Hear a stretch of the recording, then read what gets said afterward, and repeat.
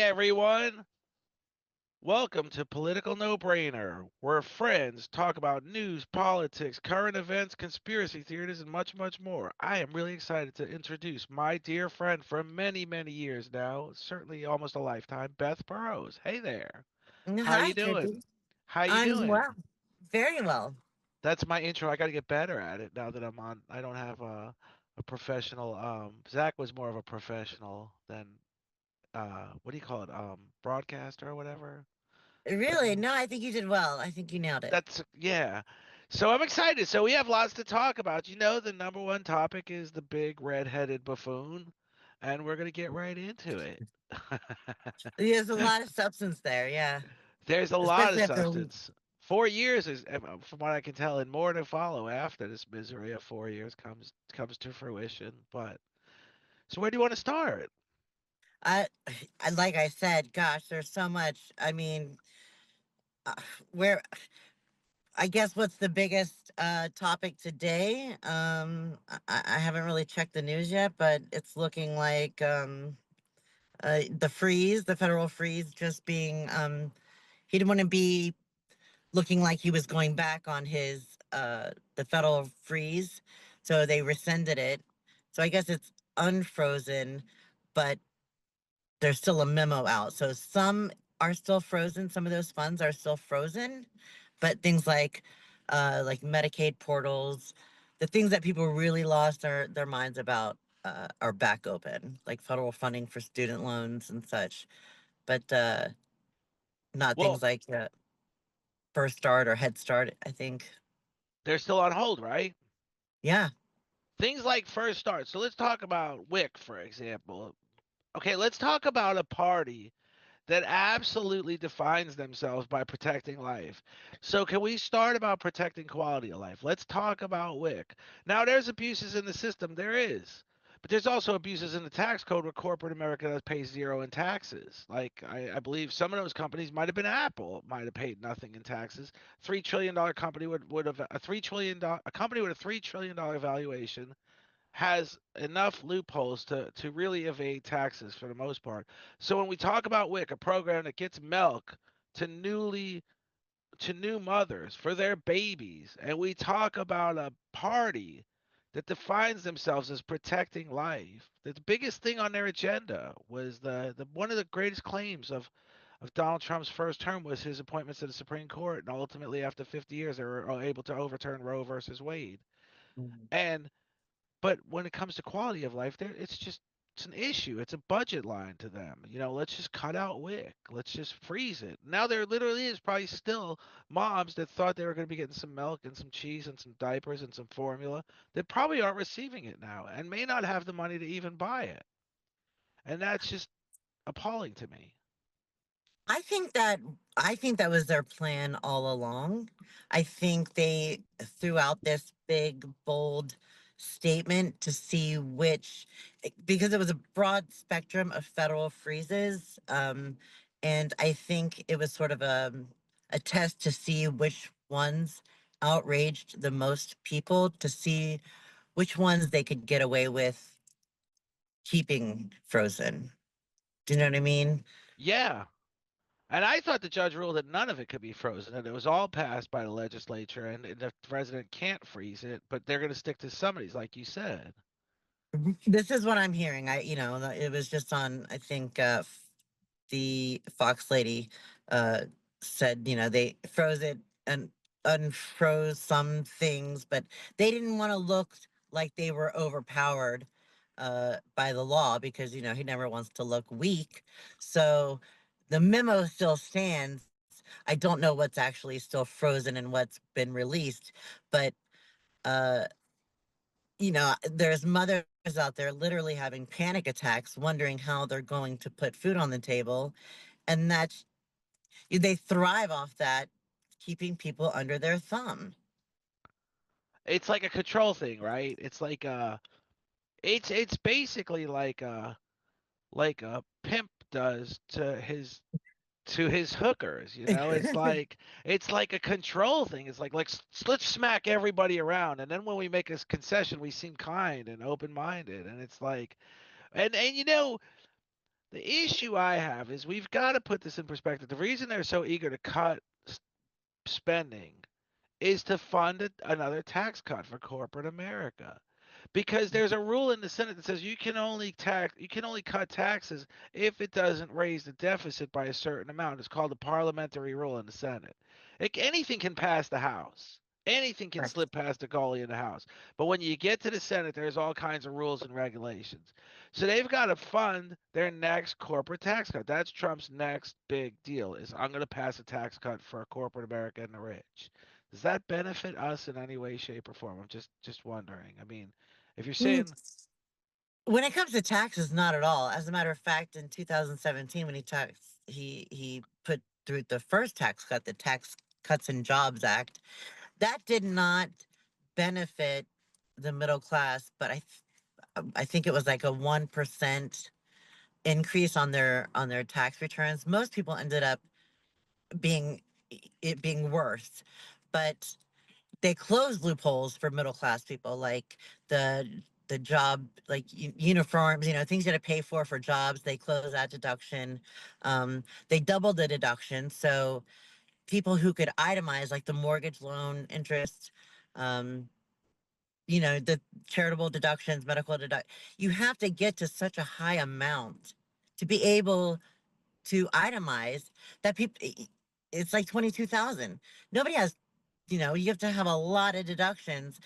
Average middle class Americans can't get to 22,000 to itemize. So they basically made it so that everyone's simple form. You lost your write offs, you lost your deductions, and the standard deduction is what took over. So your tax liability actually is higher, but left those big loopholes for uh, corporations, and then cut the corporate tax, I think, to 21 or 27%.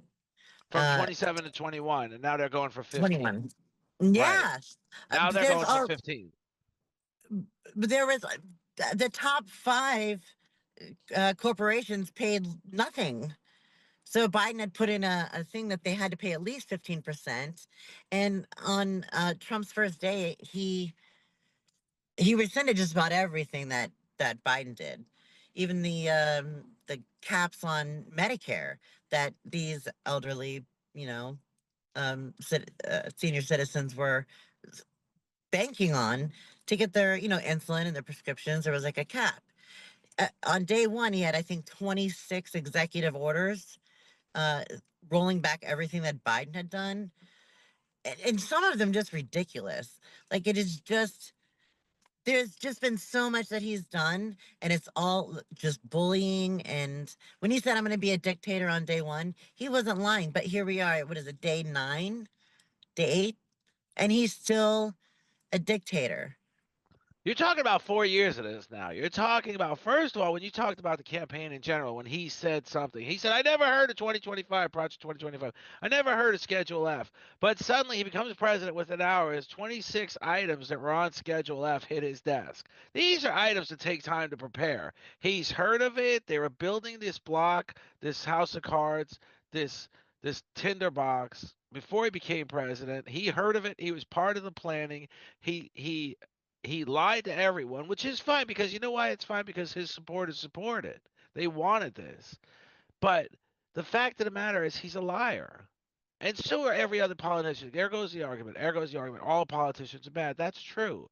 But we're talking about really now hurting people. We're really seriously talking about hurting. We're seriously talking about, like you said, moms only can not single moms can not only not afford the food, they're having panic attacks to the point where they can't function because they Right. don't know what's next. They may not even be showing up for work. And then comes this whole conservative point of view. Well, pull yourself up by the bootstraps and get your ass to work. Well, you've just cut the life out from under them for no other reason than you're not helping us. You're not getting America straight. You're not getting America financially in line. You're not enabling us to stop borrowing trillions of dollars from the Chinese. All you're doing is padding your own pockets. This is a big, giant smash and grab. That's all it is.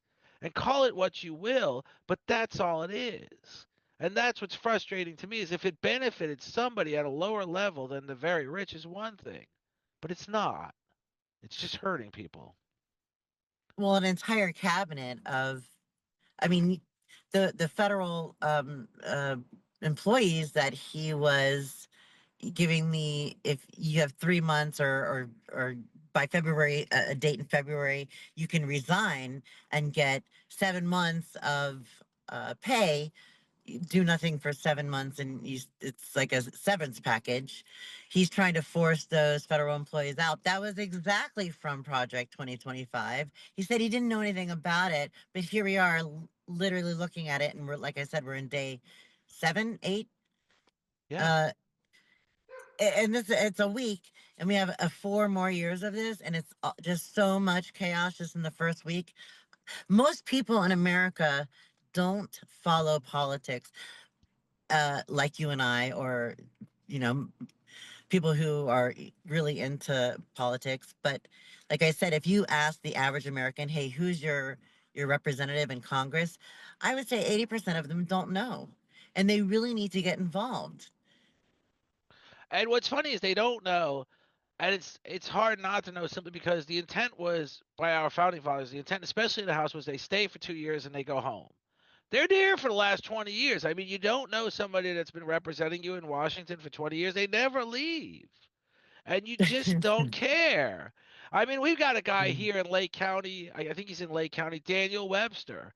He's a congressman, absolutely useless. Everything he presents gets shot down. He's a clueless kind of guy, just like um who's the Republican senator, the leader, the last Senate leader? I forgot his name now. That's Mitch McConnell. I mean, he has like um, a 5% approval rating in Kentucky, but he continuously gets reelected. I mean, he's a buffoon, but he just gets reelected. Well, Daniel Webster's in that.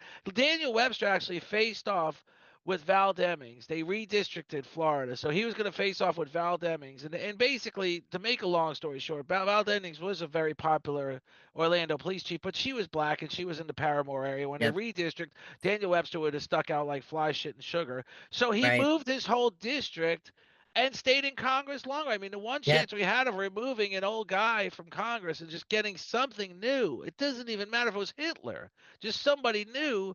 The one mhm, chance we had, they finagled the system to keep him in Congress another 20 years. And you don't know who he is?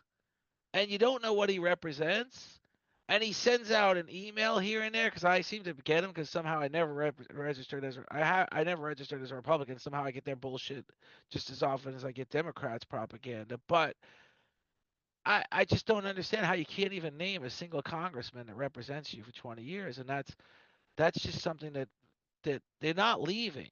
The idea was they bring their concerns for the local communities to Washington and they go back home and run their farms and their businesses after 2 years of representation. Even Andrea Ocasio Cortez is going on like 8 years in Congress now, you know, and I it's don't like, think it's been that long, but has it already I been think eight she's years? on her third or fourth term. Yeah, she's on her third or fourth term already. Yeah, it's 2 year Wow. terms. Yeah, Yeah, I you're mean, right. yeah. But look at Marjorie Taylor Greene. I mean, come on. How does she get? It's got to be ignorance. I mean, who else? Maybe uh, I think Republicans just go straight on the ballot, and they really don't know what these people stand for. But how could you be in that district for this long and not know that that woman is a complete twit? I mean, she's drunken in public sometimes. She's drunk in public sometimes. They've said that, and it's like it's okay. She's MJT and AOC. Like we have to have acronyms for this. Like, um, I just I just don't understand the law. And we get like I literally ran for Congress, and all I said was, "Hey, let's put some money back into education." Because when Rick Scott was governor of Florida, the only thing he had on his mind was cannibalizing the public school system, getting everybody online, closing down the facilities, closing down the brick and mortar campuses for a K through 12, getting everybody online. And basically, what that does is it creates a new underclass. The more you minimize public education, the more you minimize it to the point where it's ineffective, the more you build an underclass. And then you can literally go to the argument that all these immigrants in America taking jobs Americans want. Well, it used to be that people came to America to do whatever they could to survive, and Americans were thriving, and then the immigrants would follow. But now they don't want immigrants because they want Americans not to thrive. They want to narrow this 1% down to even a 0.5%. They want to narrow this very wealthy 1% down to even further down to where everybody's surviving on minimal. And it's scary that they're literally having their way right now. Yeah, I think the corporate gap between the corporate employee was, I think, 50% or something like that in 20 or 2000, or I'm sorry, 1950 or 60. But now it's like 350% gap between the corporations and their employees or their staff. I mean, 350%. And we're continuing to have that increased. And we just let it go. We're Nobody okay makes such with a it. stink about it. We are. It's like people have gotten used to it. So we don't scream and shout and make enough noise to say, no, this isn't okay. Nobody should be making that much of a difference with their employees. And they still don't want to raise the federal minimum wage. I mean, I think that's like $390 a week, 1,200 bucks a month. You can't, that's, I don't know where you can get rent for that. Even a single, an apartment for 1,200 bucks a month. That's minimum wage. And we don't want Right. to raise that. I mean, they just had a hearing with the guy who was like, do you want to don't you think we should raise the minimum wage? And he was like, no. I mean, nobody really makes it, but if nobody No, makes it, then what's the problem? Why can't we raise it? well, people do make it. People do have to enter the job world with something, and a lot of college True. students make it. A lot of True. college kids are paying for their college working at convenience stores, and people do get paid it. So when you increase it, you increase their ability to function. And you increase their ability to eat nutritiously. You increase their ability to live in something other than squalor, and then you increase their ability to do well in education. To whatever the education may be, they choose. Like you said, your kids are doing great in college, and my kids I think will do really well in college. But some kids don't have that support, Yeah, and that's true. so when you increase the minimum wage, you are making a significant difference in people's lives and people's ability to thrive. But but they just don't want to do it. Like, no, we don't have to. We just won't. And we all sit back and say, okay, they said no. And that's Yeah. just wrong. That's just really wrong. And and it's just this constant, no matter which way you turn, no matter which way you look. Sure, you could say we in America we have the opportunity to do whatever the hell we want to do, but we're also getting held back by these conservative lunatics that just think the only thing government should do is create a military to defend us. No, they're getting a lot of tax dollars. They can do other things with the money to help the individuals. There's no reason to cut everything out. It makes no sense. Well, when he was in term last time, he was sending abortion back to the states in what he was saying, when really it was just the Supreme Court overturning Roe versus Wade. But when he said, I want the states to decide," I knew right then and there that that was going to be his whole. He didn't want to be held accountable for anything. He wanted to send everything back to the states. And then we're talking now, 8 years ago, when he first started his in 2016. And that's why I said to people, you really should start focusing not so much on who you put in for president, but who you're going to put in to represent you in Congress and the Senate for your state. And that's exactly what he does. Now, Trump wants to send FEMA back to the states. He wants to send the Board of Education back to states. Or not Ed McMahon, uh, the wrestling lady is the Oh, Vince head McMahon. of, yes, but FEMA back to the states. I mean, federal FEMA in is what funds the natural disasters that happen in Alabama, North Carolina. They had a really bad uh, flood from the hurricanes, and he went there. Can you imagine North Carolina having to pay for that damage with their state income? They California pays for Alabama and Mississippi and lower income states like that, but then they don't want to help California with FEMA funding. Like I don't get that. Well, there was even talk they were just going to hold back on California just because it's so liberal. They were even talking they needed conservative concessions. I'm not sure what where how the With money's the going now. voting, Right. I'm not sure how the money's going now, but FEMA before George Bush, so to be who's the younger Bush? Walker, George W, and H. Bush was the older Bush. So George W. Bush decimated FEMA. Before George W. Bush, FEMA was the lightning rod of government agencies. George W. Bush put in so many idiots in FEMA, and that's when you saw the catastrophe in St. Louis and stuff, where there was just this flooding and people standing on their roofs because FEMA had already been decimated. It was a government agency that could react.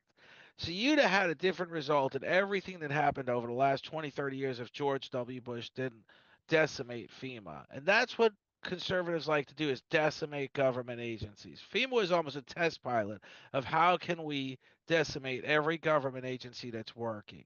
And now it almost seems like under Trump he wants to decimate the military because you've got this guy, this Secretary of Defense who hasn't even run a Taco Bell. He's now suddenly running a department with 3 million employees. And his big landmark first decision is to take down Miley's pictures. A dedicated general for 50 years, the Joint Chief of Staff general, and conservatives say he's a treasonous. Well, I think a treasonous is a guy that promulgated January 6th, not a military man for 50 years. I just don't understand the confusion there. I mean, and they're serious. They're dead serious. They're like, this I guy know. Hexworth got it together. He's already taken down Miley's pictures. It's like, I just don't get it. I just don't understand the logic. There I, is no law. The logic is not there. It's just everything. I think was like we said. Everything was already played out in Project 2025. I don't think any of the ideas are their own. I think they were pre-planned, and he just put these people in there in his cabinet that he knew would do and play exactly by the playbook. it had to be. It had to be pre-planned. You cannot have the amount of government flurry, the amount of government exchange that you're having right now, and it be initiated on day one. It had to be pre-planned. And you're literally executive orders take time to write. They're legal documents. I mean, just the jargon alone, you can't copy and paste it. It's a voluminous amount of material you have to go through, and it's all ready to hit his desk from day one. It had to be pre-planned. And they have to know that they've got to be certain that they're going to lose most of this in court, but it's going to take time to do so. So the Mhm. destruction will be there before the courts actually have time to react. And then they'll still defy the courts because there's no repercussions for a president to defy the courts. The Supreme Court has already decided that the president is Mhm. immune to any sort of legal action. So now we're right. The president has to be bold Mhm. in his thinking, which was in theory and in practice it dates back to World War II when we bombed Japan with a nuclear bomb. They were bold, but they minimized their boldness by bombing small cities. They didn't drop the first nuclear bomb on Tokyo. They dropped it on Hiroshima, which was a very Mhm. low populated area. So they were bold in their thinking, but they also minimized the damage. We have no consideration for minimizing the fallout from Trump's actions. There is no consideration of it. People will starve. Children will die under conservative leadership. The conservatives who defend life but have no concern for quality of life. Children will die from malnutrition because of these programs that are being nixed for the moment, save for the moment, but it could take a year to circulate through the courts. It could take even longer for the Yeah. government to react legally to the Hmm. court rulings. But what I don't understand, or what I guess bothers me the most, is that Trump supporters will twist themselves into pretzels to defend every action he's done. They never hold him accountable. No, it's all They never. First of all, I've always said, in the simplest of terms, he's never claimed his innocence. He's only claimed his immunity. So right there, you're not innocent if you're not saying you're innocent. It's the whole theory of the court system in America. You can't back an innocent man against a wall.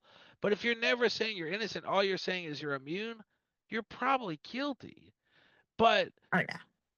and then they defend him like he's never been convicted. Well, he was a president. The jury was the house that was run by his followers. How if you pick up a Hell's Angel and you have 20 Hell's Angels on the jury, how the hell do you really think there's going to be a conviction? I mean, Yeah. let's be serious. I mean, you've had conservatives hearing his impeachment trials. You had a conservative chief justice overseeing the first impeachment trial. I mean, how in the world do you think there's going to be a conviction? And they say he's never been convicted. Well, go figure. I mean, it stands to reason. Even Bill Clinton, with the odds against him, was never convicted.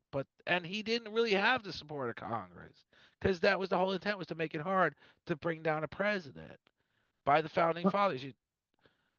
he was convicted of 34 felonies, but But then they're gone. He's president now. They've that been doesn't mean struck. that felonies are gone. No, but even his followers will say he was never convicted. And the fact of the matter is he Oh, was oh, I see. Yes, you're right. yeah. Yeah, absolutely. Yeah. Yeah. Yeah. I mean they're like now he's walking. Of course he's walking. No one no one I really envisioned Donald Trump in a prison cell. No one really did. No, yeah, no, but I think we all knew that wasn't going to happen. But when you have you seen, the interviews of people that, liberals doing interviews with Trump or MAGAs, and I don't, when I first saw it, I thought, is is it schizophrenia that is running rampant, or is it some kind of new drug hallucinogen, or no, it's a cult. That there's no other way to put it. I mean, like, when you watch these, they you can ask them one question and they'll have a definitive answer, but as soon as you say, no, that wasn't this, that was Trump, they'll completely turn on a dime and then defend that decision, or why it was okay for him. You know what I mean? Like, have you watched some of the interviews done with, the MAGAs? They will just completely, they don't care. When you're like, hey, he was hiding documents. Well, I don't care. Well, yeah, he is. He's convicted. I don't care.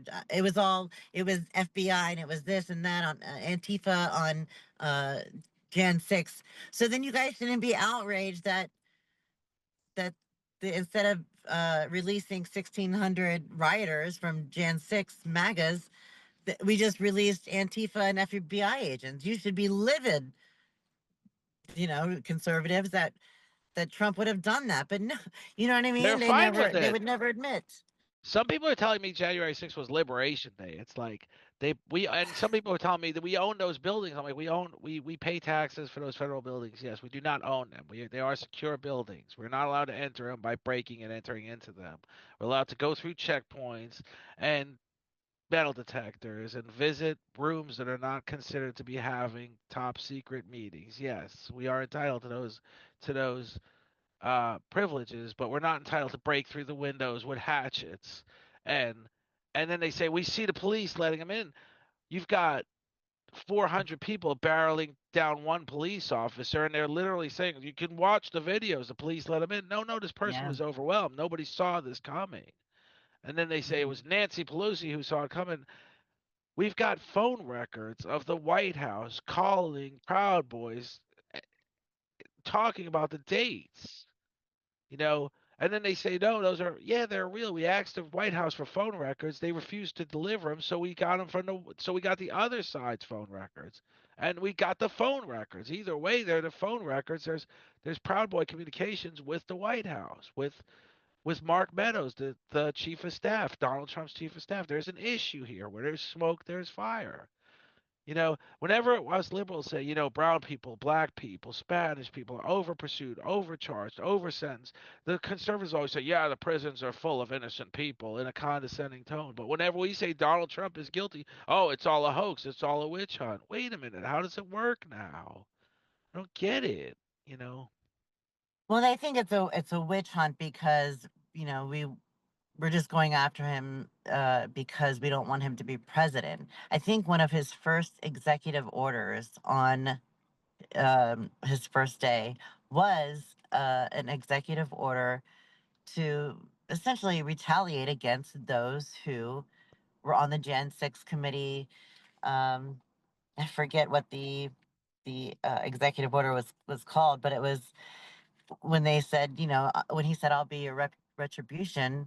He wasn't lying. There is an actual executive order that uh, is unifying America again by taking care, or doing their due diligence with those people who uh, did the January 6th committee hearings, anybody who went after him or said anything negative or pointed out his shortcomings or his illegal doings is on that list. So when he said, "Hey, I'm going to be your retribution," I think he for Biden to pardon his family, I think that was a smart move. I think he's serious about that.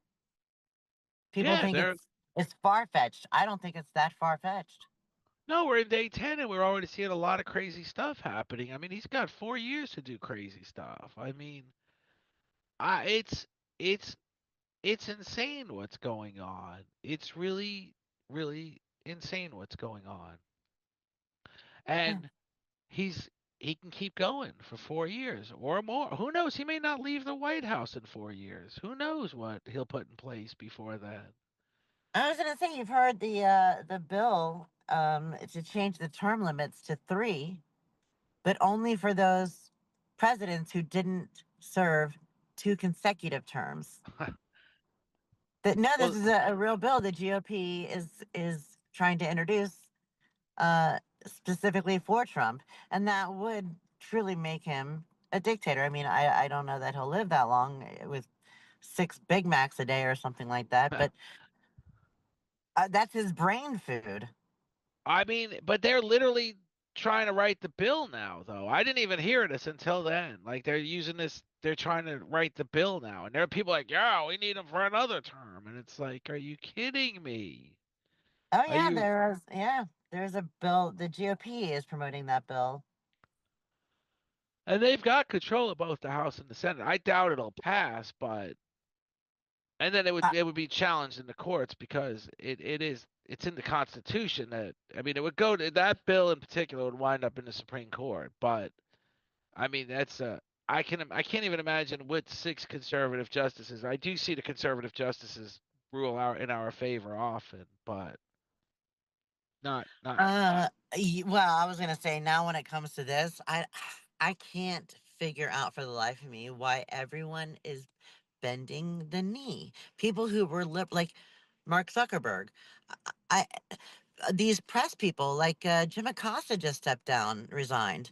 Like, what am I missing? There's got to be well, not only Mark Zuckerberg, Amazon, Jeff Bezos, they're all complying with his needs. It's like people who were liberal in his first term are now it's almost like somebody whispered into their ear like, hey, you might want to play nice nice, like maybe that retribution is real.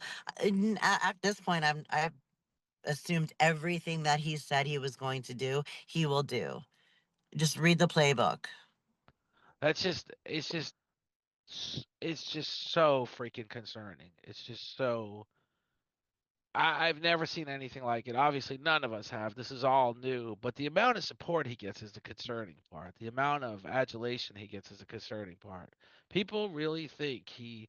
I've heard of him being, when I've heard of religious justification, I've heard of them saying, there was this dysfunctional king in biblical times. He was a rapist and a murderer, and but he was the king. And I'm like, but then that wouldn't be my logic today.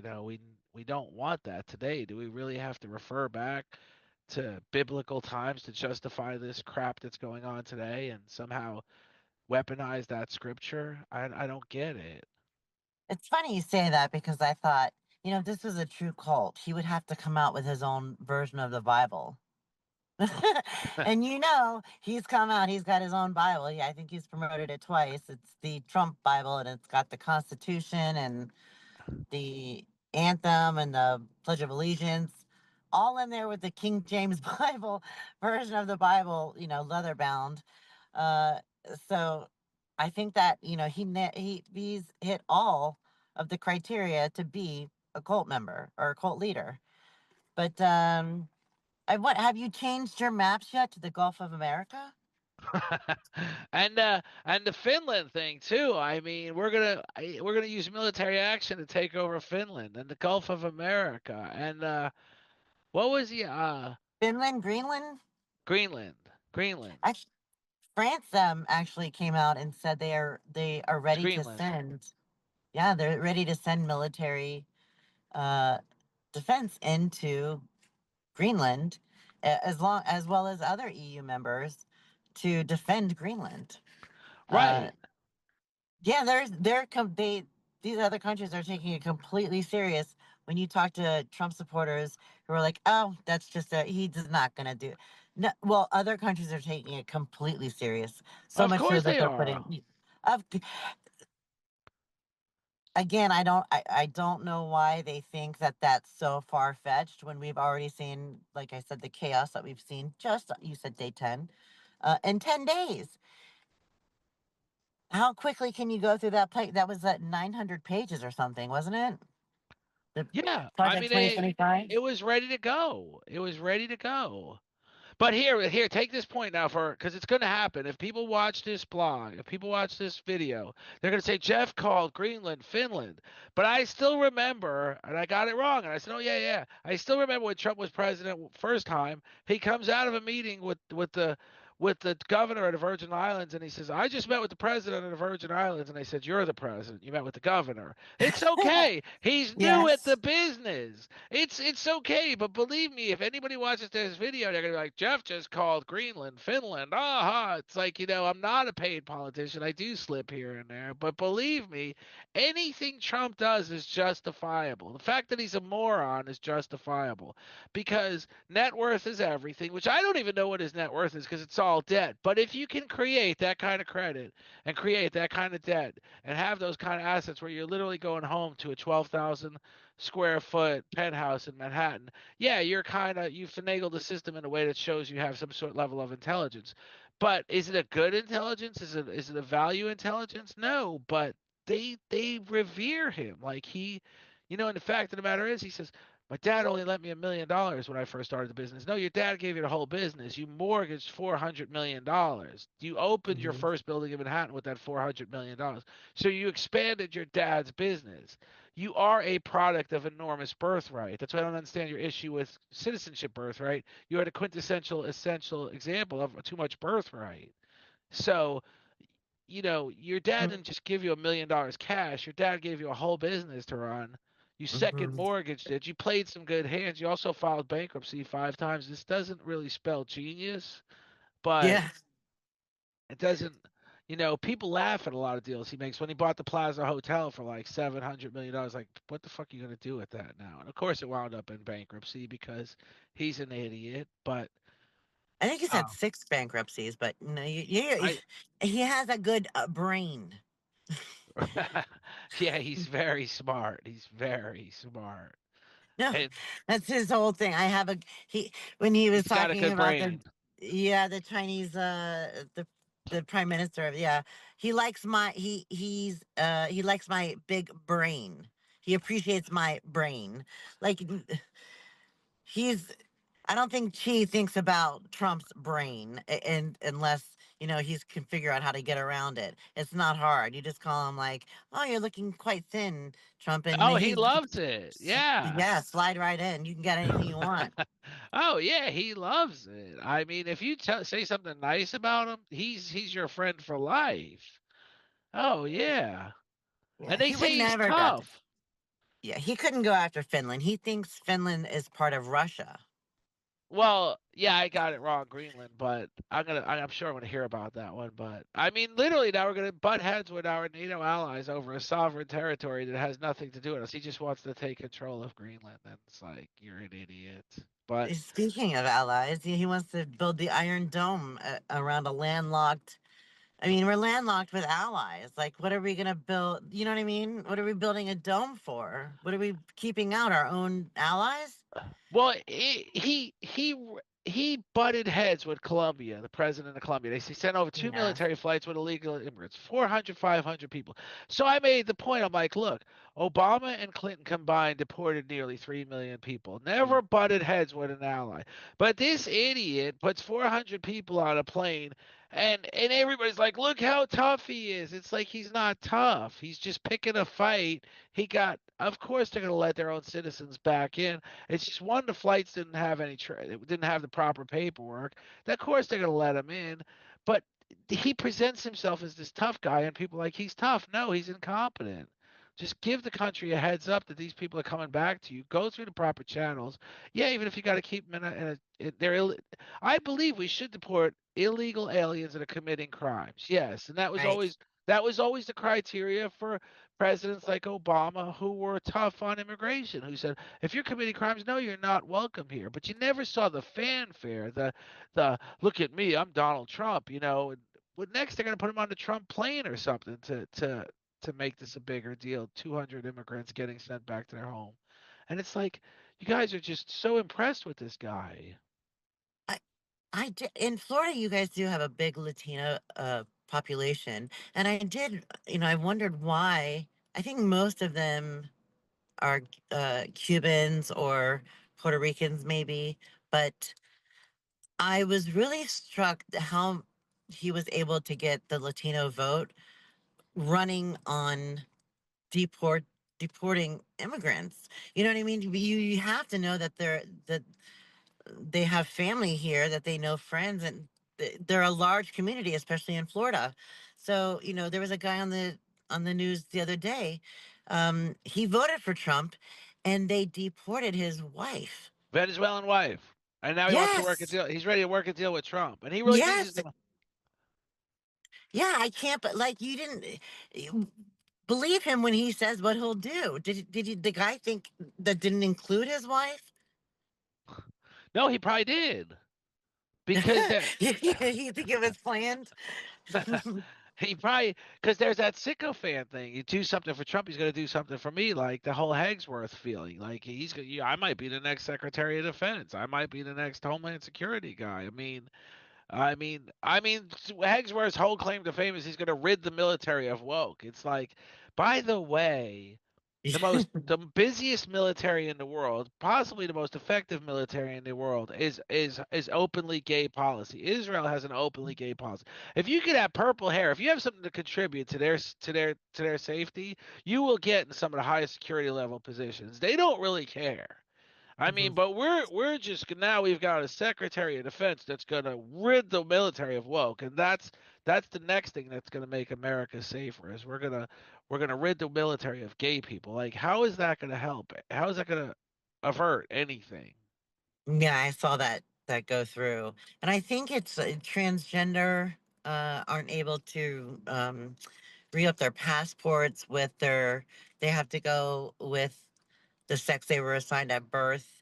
I mean, like these transgender, they already have enough, mentally, that they have to deal with not fitting in, not they're not feeling who they are, and now we're making it even harder for them. They can't be in the military. They can't do their dream. Like, we're picking out small groups of people. And my dad said to me when Trump won this last time, he said, and I admire my dad. I look up to him. I think I respect him. And he said to me, I could never understand how Hitler got away with what he did until now. And that's exactly how I feel about Trump. Well, Hitler I actually had the integrity to make his intentions clear. Trump doesn't even have that going for him. I mean, that's the sad part is he Well, doesn't. just knowing that somebody could be worshipped and looked upon and trusted no matter what they said, that that he's believed, he is put on a pedestal, he could say anything and people will go for it. They do go for it, and in mass numbers. It's just incredibly. I do think the tide's going to turn in 4 years. I really do think the tide's going to turn. We do have to accommodate these fanatics in some way. We do have to understand that sometimes they even have a point. We do. So here's my thinking: is when we talk about how could the Germans believe in Hitler, it was because of it was one a big part of Hitler's success was the fact that runaway inflation was happening in Germany. People were just not people were not able to live a life. They needed something new to believe in. And Trump is that something new. Right. And they believe in it. They believe that if nothing else, here's a politician that'll say what he really feels. I'm not so sure that's what he does. I'm pretty sure he measures what he says. He has some pretty good staff around him that create what he should be doing next. I'm not so sure it's his own thinking, but and I was going to land at a point that when during the Kamala Harris thing, it wasn't so much, like I said, it wasn't so much that people voted for Trump. It became a theory that we really didn't know Kamala Harris, and it's better the devil you do know, better the devil you know. So Trump did prevail in a small way. It seems like a 1% victory to me. The seven swing states were about a 1% victory. That's what pushed him over the 270 mark. But had we really had Joe Biden not run for president, had there been a shootout for the Democratic nomination, I really think Josh Shapiro would have been a nominee. I really think he would have swept the I floor with agree. the Trump candidacy. And this whole Trump thing, but the Democrats have this crazy, like, no one told Biden you're not prepared to run. You've had your term. He ran. He really screwed the pooch with that. They threw Kamala Harris in 90 days to perform a miracle, and Yeah. she wasn't able to perform it, which does miracles don't always are not performable. So I think I do, I appreciate your takes on Kamala Harris. I still feel like it's more to do. The only people Trump hasn't been able to beat is a man. He was able to beat Hillary, and I understand nobody liked Hillary. I don't even think my dad liked Harris, but I just feel like there are women out there that still feel like we shouldn't have a female president. I mean, Mexico has a female president for crying out loud, but I think Americans are just not ready. I think you disagree, but uh, time will tell. well, looking at this crazy different perspective right now, I'm so ready for a woman. I want a different perspective from a person that brings life, not a person that brings death and destruction. I'm ready for a woman president. I'm ready for that. But maybe America's not. That's true. Trump has only beat women. I think we're a few terms out before we'll see a female president actually get it. But who knows? I've been wrong before. Yeah, that could be. I mean, I blame Joe Biden for this whole. If we're not ready for a woman president, we're not ready for a woman president. But if Joe Biden didn't run and the nominees had to fight for the nomination and then the elected nominee had time to do to create a platform and a campaign, I think we would have won this election, whether it was a woman or a man. She was, when it came to her campaign, people got behind her immediately. Democrats got behind her immediately. Her campaigns or her rallies were filled. Trump was really butthurt about those campaign or those rallies being sold out or filled, and I think they really got the message out. They had celebrities coming out speaking for her, but I just think you really have to be motivated to get to the polls. And we can't say it was the price of eggs anymore because I think the price of eggs it's the avian flu. It's this, that, but when it was Biden, it was his fault. But now Trump's even admitting, hey, like it's really hard to bring down costs. He said that before he was elected and still won. I don't know if it's like a follow the leader thing in America, like if it's the drama thing, I can't figure it out. But when it comes to common sense, I can't, in my mind, rationalize that half the country doesn't have common sense. I just can't do it. Well, it. I can do it. I can say half the country doesn't have common sense. I mean, I mean, one, when you say you're going to bring down prices, one, it's not common sense. It's actually, it may be less than common sense. When you're talking about bringing down the prices, that's called deflation, which is literally worse economically than inflation. So it's not going to happen. When Biden first became president, gas prices were running away from us, and there was stickers on the pumps. That's Joe Biden or something. That's Joe Biden's fault. Yes. There was stickers on the pumps, and Joe Biden reacted. He knew The price of gas, not the price of eggs, but the price of gas is a reflection. It's a report card of the president because we are the most auto intensive country in the world. So people are at the pump every day spending a significant portion of their income on gas. That's a problem for the president.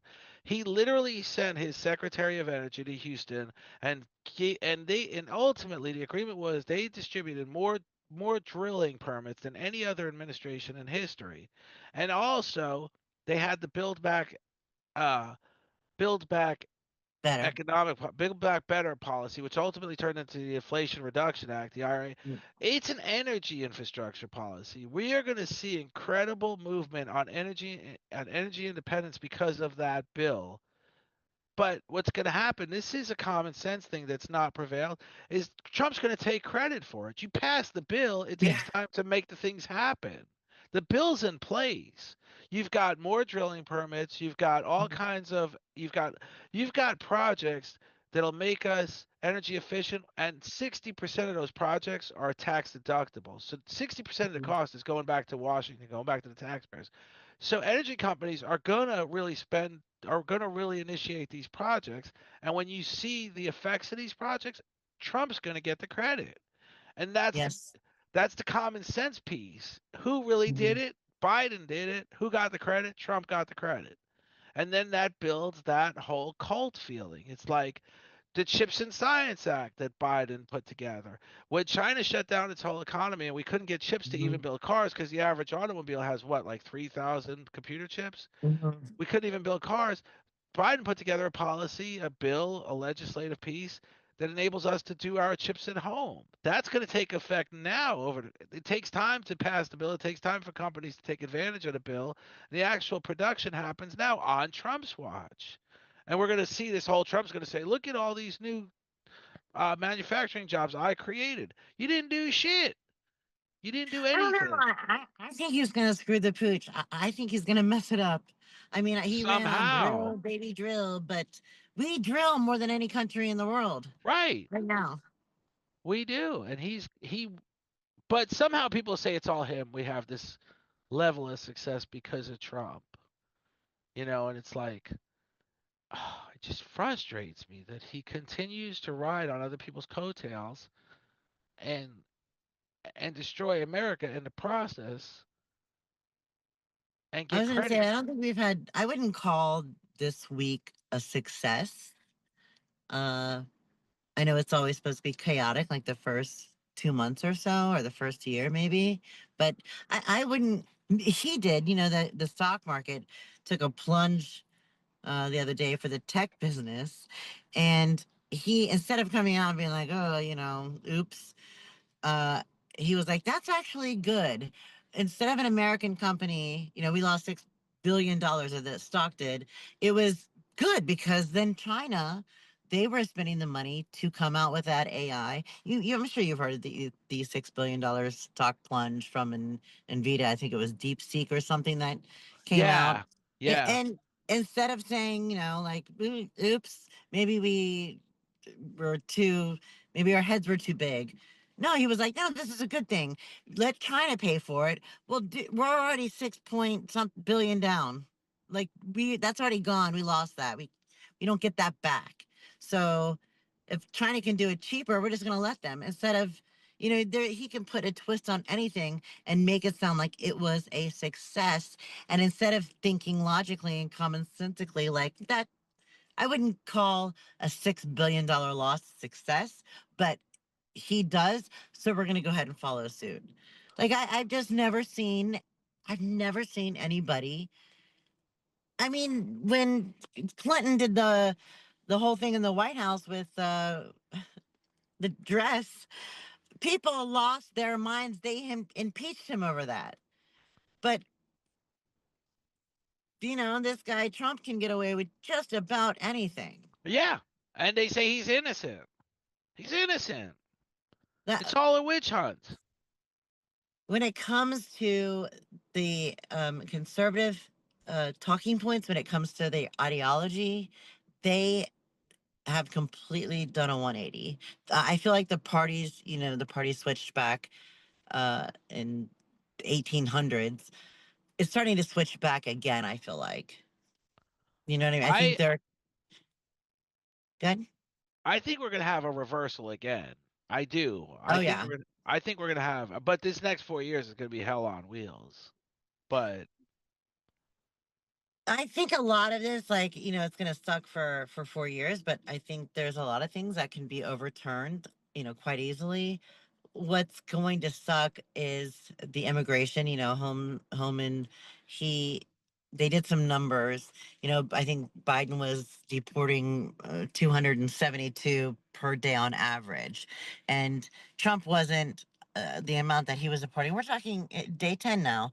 The days he was deporting, it wasn't quite what Biden's was, so they've increased it. There's like a quota now. You have to deport at least 1,500. Well, I'm sure the first stops they made were hotspots, places where they knew that there would be immigrants that didn't have the paperwork. You know, they almost deported a Native American.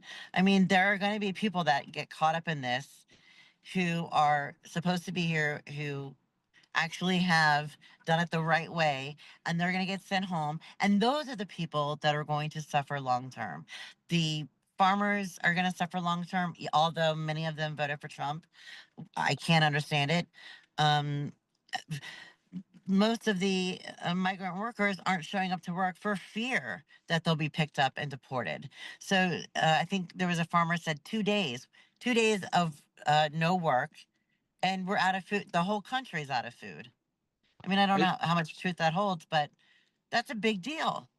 well, it's gonna turn into a big deal. There is gonna be, when you think of the spiral, if just example, like the whole freeze on food stamps, if food stamps are really frozen, companies like Walmart groceries and other big grocery stores are going to see a reduction in sales by dramatically, and that's going to affect people's 401ks because all those stocks are in their 401ks. I mean, there's going to be a landslide of effect of, just like you said, people getting deported for no reason, and they could have to spend time and energy and money to get back in the country with no sort of reimbursement ever. It's going to be unprecedented the kind of effects it's going to have on people. This Well, the whole food stamps were not for, I mean, those were released. Anything that was going directly to an individual was released. It's still, I think, in the courts, but things like anything that goes to like the a corporation, like Meals on Wheels, things like that, those I think are still frozen. Unless it's going to an individual like food stamps or WIC, things like those are still flowing. But um, either way, it's going to be a catastrophe because, like I said, they only threw that out there to see which ones people didn't really notice and didn't really make us think about because it involved several things. But the ones that people didn't really talk about, those are going to be the ones that disappear that nobody even realized that was involved. That's my feeling. I completely agree. Meals on Wheels concerns me personally because there are people with dementia who the Meals on Wheels person doesn't just bring a meal, they literally sit with them and feed them. Yeah. And these people won't know if that meal doesn't show up. And there's going to be, for me every individual life counts. I'm not a conservative hypocrite. I'm not going to stand on one high horse. I'm going to stand on them all. And I'm going to say every individual counts. The person with dementia waiting on Meals on Wheels, their funding's just been cut. They have no money. They're not able to get food. They're not going to bring food to some individual that I've never met. And that person's going to be found dead in their apartment. And that's a sad way to die, starving to I death. know. And that is a human consequence of a blatant incompetent policy for, and the only gain we're going to see out of that is they're trying to fund their next tax cut. That's, I think, the biggest thing. I mean, that's like a dark turn for people. Uh, you're talking about people losing their lives for a tax cut that he can keep and increase for corporate Americans or corporations and the 1% of Americans. Yeah, that's pretty deep and sad. It's ridiculous. And the whole logic is we want American corporations to pay the same tax rates as foreign corporations. Well, you know what? First of all, a lot of foreign countries don't have the type of loopholes we have, so our tax rate's probably lower than the rest of the world. But it's kind of like the same logic as if I open a store in the Florida Mall or if I open a store in Dothan, Alabama. What's going to do business? Where am I going to pay more rent? Yeah, you're going to pay more taxes in America because realistically, so you're going to do more business than if you opened a store in Azerbaijan somewhere in Russia. You don't have to. We don't have to level the tax code according to the world standard to compete with the world. It's an incompetent logic. It's not a realistic logic, and that's their argument always been. We're higher than anyone else in the world. Well, we're not higher than anyone else in the world because a lot of companies are paying zero with all the loopholes that they're benefiting from. So I don't believe we're higher than anywhere else in the world. And if we were, you're paying for it for good reason. You're you're Yeah. doing you're in the right place doing business. Well, the tariffs were supposed to bring manufacturing back to America, but that also takes time. So, how long do we have to pay more? I think it was Elon Musk that said, inflation is good, or you're going to struggle for a little bit, but in the long run, well, I think I kind of get this feeling in the beginning that Trump wasn't going to push too hard because he doesn't want to be looked at like he's made any mistakes. But seeing in the past that he doesn't actually get held accountable for anything, he just twists things to make it sound like it's really good. I haven't heard one peep from conservatives about the price of gas or eggs. And you know what I mean? That was what they. I still remember when JD Vance stood in front of a cooler and said eggs are $4 a dozen now, and they were looking at the cooler and it was 2.19, and it was like and nobody pointed it out other than of course us. We just but conservatives like he's the most well-spoken vice president we have. To me, he looks like a sack of white trash. I don't think he's a well-spoken person. I think they're again, it was a comedy of errors. You got him against Tim Walz, who's not who doesn't speak well, and then JD Vance does articulate himself well at times. And conservatives were just so proud of his performance. Like, why though? I don't get it. Like, what did he say that was so ingenious? And there was nothing there other than the same old conservative rant that he studied very well, that he It's because rehearsed Trump very put well. him there. Yeah, right. Trump's little bitch boy. I His like Tim Walz. I no, thought no. he Trump was put Tim Walz was good.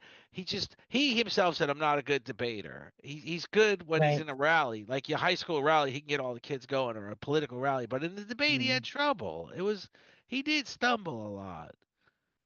Honestly, I didn't watch that, probably as thorough as I should, but they seem to be on agreement on everything. Tim Walz Right. and there was really no debate. They agreed on everything. So yeah, maybe that's why we consider JD him not Vance being so came out great. as more articulate, and then that's how they came and said he prevailed. Like they all thought he would do terrible. Um, He came out, but they were in agreement on a lot of things. There wasn't.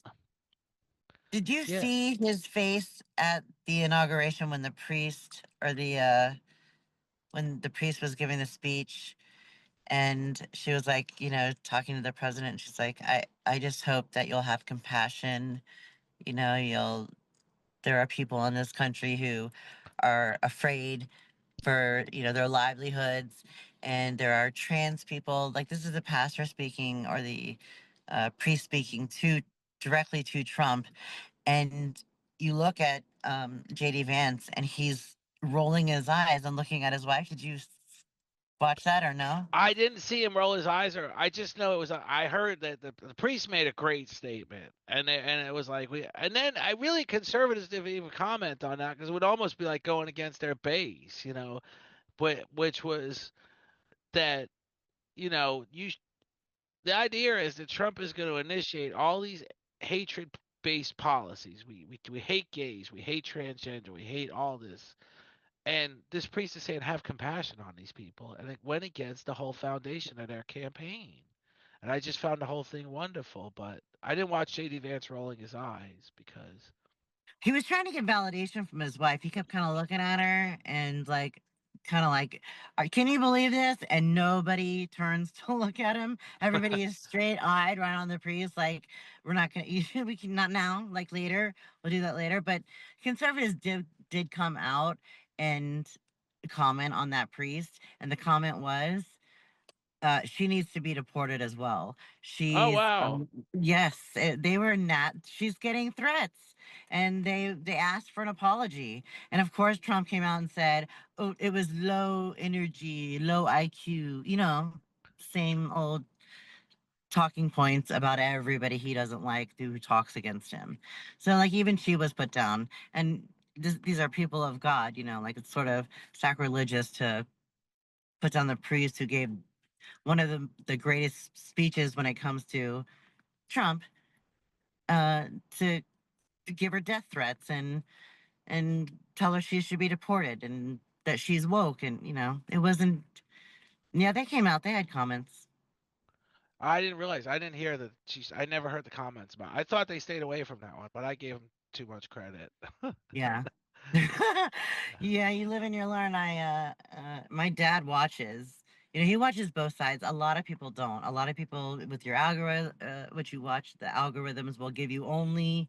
You know, I don't get a lot of conservative media coming across my YouTube videos, but my dad watches, I think, like Joe in the Morning, which is a liberal show, and then he'll watch Fox and Friends at in the morning, and then he'll watch I think Sean Hannity, or it used to be Tucker Carlson. And there's another one, older guy, I can't remember his name, but he's very right wing. And I like that he gets both perspectives. Uh, like I said, he was a diehard Democrat his whole life, but he's the only one that sees both sides and can still come up like, no, they're irrational, they're wrong, they're sycophants, they're bowing down, they're kissing the ring, they'll do anything for this man. And he watches both, and he says you won't see them say a negative word about Trump. So most of the people that are conservatives don't see half of the things that uh, liberals see about Trump because they just simply it doesn't come across their screens because it's not in their algorithms. Right. Well, that would be great to get your dad on the show. Is he ever? Is that never an option? Well, I'll have to talk to him. He I don't he has to get a hobby. He has to do something. So maybe that'll be good for him. But Oh, I thought you were uh going the other direction. I was gonna say no. That's a terrible idea. That's a great idea, ain't it? yeah, I would love to. I love him. I think he is when it That comes would be with a great idea. With the three of it's us. except I do he believed Trump when Trump said Mexico will pay for the wall. And I thought, So, are you closer to wow. Florida now? Are you really? How long you got? I'm in South Carolina. I have about 4 hours to go, but Wow. yeah, but I broke it up. Like I said, I slept last night, so it's not bad. Good. Yeah, I thought I was supposed to do something after 4 today. It ended up not being that schedule, but yeah, next time I won't do the phone thing on the side of the road, with the traffic behind me. But no, that was really fun. I didn't realize we talked so long. I'm so sorry. No, no, I loved it. No, thank you. Don't worry, we're gonna do it again and again and again and again. That'll be Yeah, I'll great. have to tame it down next time. Shoot, I could No, talk no, you trash are about him all great. day. Oh yeah, we're gonna keep going. We're gonna keep. I would have Charlie on here. We're gonna keep going. This is gonna be great. Yeah, in another, what is that, 3 days, 4 days? I'm I trying to mean, get him. who I'm gonna text him. knows? Yeah, that'll be We so may not cool. be America anymore. You'll never, maybe Trump land or something. They may make it to the United States of Trump. That's right. Yeah, The United States, UST, the United States of Trump. Nice. That's a crazy thought. Let's not give him any ideas.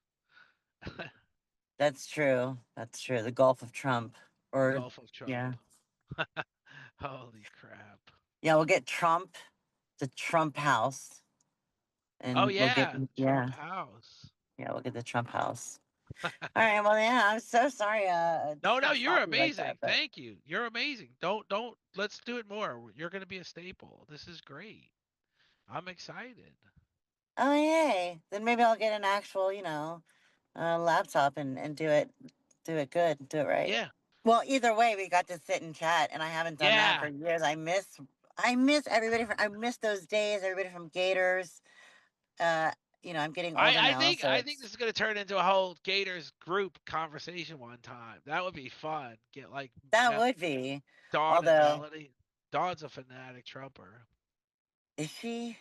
That Yeah. that checks though. That makes sense. We gotta get the whole Gators crew. This is gonna come together nicely. This is gonna be fun. I have a feeling there's probably a lot of Trumpers at Gators. It was sort of an Oakwood hill. I shouldn't say it, but you know what I mean. Oh hell They're, yeah, you can say it. they were Oakwood was very I'll call the realtor and see if we can rent the room, and then we all get together in the room one day. Cause they Is it closed still? Ocoee. They Yeah, but closed. is it still there? The Yeah, it's building? empty. It's empty. I go by there once in a while. I look in the window. It's still empty. Oh, they're not doing. Is Positano still next door or no? That I haven't looked. I will next time I'm in the area. Actually, I'll be in the area, and next Monday I'll be in the area. I'll check it out again. I gotta check that out. Yeah, well, I'll be here until the 6th. We'll have to get together Call me. one We'll get day. together for lunch. Call me. Yeah, I will. All right, yeah, if you if you need anything, you just let me know. I'll call you. I'll text you. This is great. I'm so glad we talked again. This is Yeah, great. when it comes to trash and Trump, I could do that all day long. Hell yeah. We got to get some other people on the other side. I got. I got to Well, I get mean, like. like, to do what? Like, just I mean, I understand it's really good to have that second. Just like I was telling you, like with my dad, he always sees both viewpoints, so he can find out, what's really going on. Um, but I feel like most of the stuff we would talk about, they wouldn't even know occurred. I don't know, they're not ready to admit yet that maybe they made a mistake. No, but that's all right because we'll keep twisting their arm. We'll Oh, have fun with it. I love nothing more than doing that. We'll have so I much told you fun with it. so. We'll have so much fun with it. This will Well, be great. I am so glad I got to talk to you. Yeah, this is awesome. Thank you. Thanks for taking the time. Yeah, you're Thank you, honey. welcome. Tell Mike I All said right. hi. I'll call. Okay, I'll talk to you soon. I'll Okay, talk to you. sounds good. Then drive safe. Drive safe. I will. All right. Bye. Bye.